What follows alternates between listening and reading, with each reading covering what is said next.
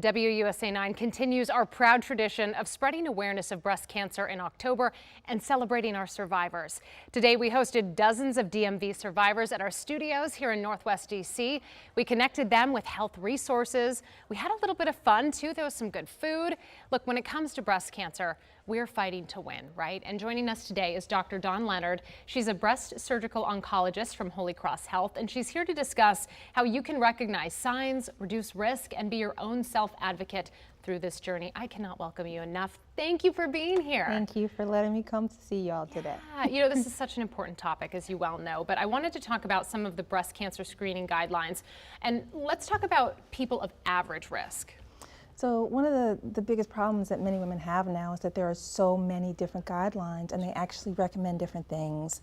In our industry, we follow what's called the National Comprehensive Cancer Network guidelines, and those are the best and most comprehensive guidelines for women of average risk.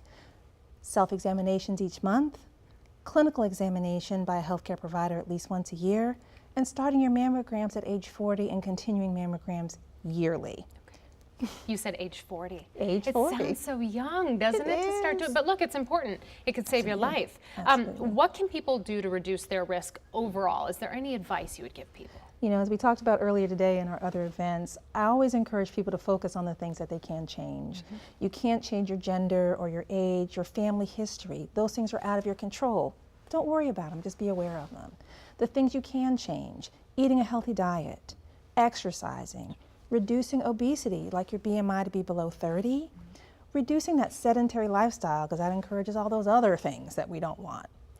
No smoking, reduction of alcohol, and encouraging healthy habits such as breastfeeding and nursing moms. What is it like for you to see survivors come together, especially in Breast Cancer Awareness Month, and just, you know, they've had such a tough time with chemo. It's been a long road. I mean, does it give you some hope, some inspiration to see them doing well? Always. You know, our breast surgeons and our breast offices, we're happy people because breast cancer patients have excellent survival.